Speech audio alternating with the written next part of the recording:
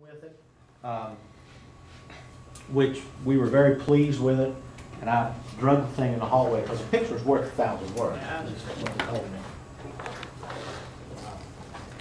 The generator comes with the cam lock connectors, so that it's a matter of just plugging the generator into a building that has been pre-wired, plugging it in and twisting it, and the electric is on. There's no pre-wiring. The pre-wiring is done properly, and our homework done beforehand. It's a very simple installation process.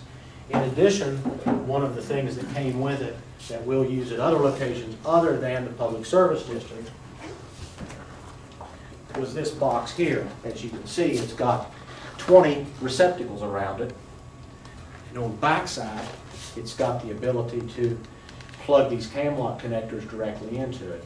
So if it's a school, if it's the county fair, if it's a county activity at the dam that you don't have power at, but you need power, it's a matter of taking this unit, setting it off, and bringing 3 or 4 50-foot cables off the generator, and then you basically have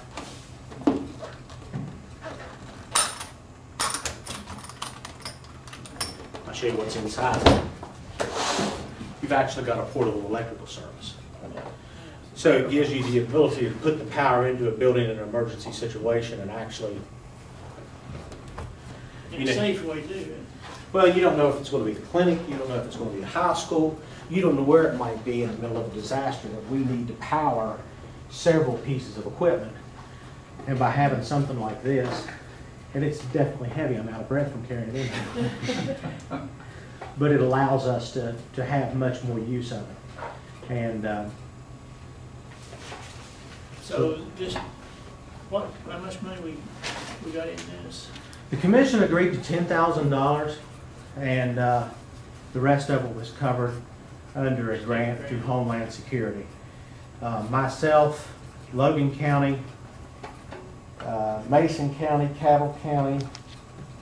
There were approximately 5 counties that purchased generators of the 80 kW range. This generator is 100 kW because that's what we needed in our power plant. But because it is one of our county resources in the mutual aid agreements that we sign, in the event that we have a major power outage that affects Lincoln County and Lincoln County only, we've got 5 other generators in the region that we can bring in. And we're working to sit down and make sure all of our connectors are the same, all of our cabling is the same, all of our color coding is the same, so that if we need to bring 5 generators in here from the other counties, we have that ability.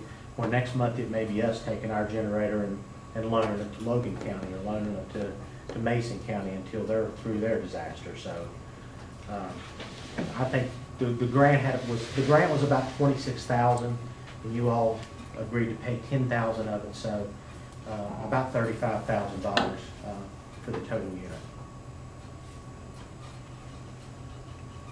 Now, do we need more generators, or is this?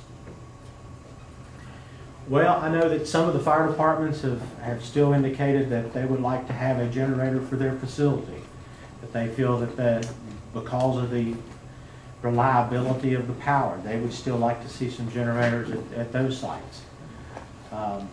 We've got a grant for 1 more generator that's going to go to the Harts Tower site.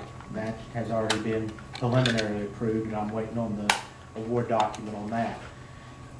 So we'll be taking care of tower site wise, but like I said, the fire departments have indicated that they would like to see some generators, and I think there's probably a legitimate need there.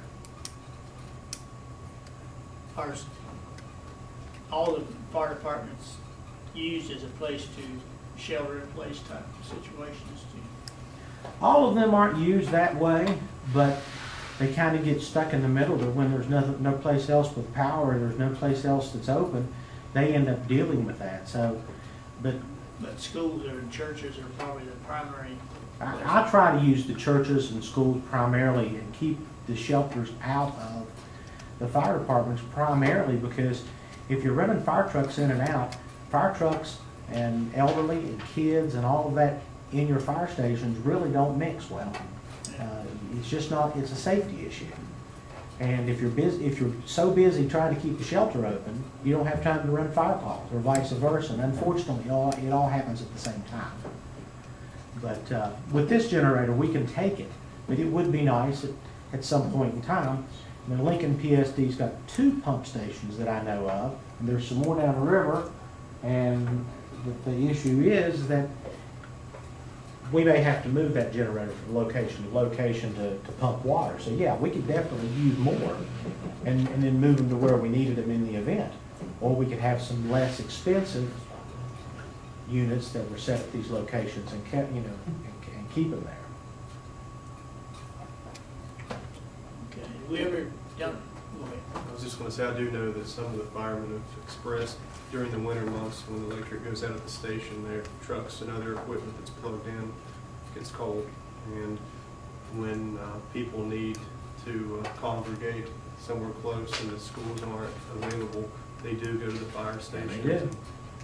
And when the electric goes out and the fire stations don't have power, it's a safety issue for that particular area. It may even be something that we could look at doing the pre-wiring that would be necessary for a portable generator to be brought into the Harts Community Center.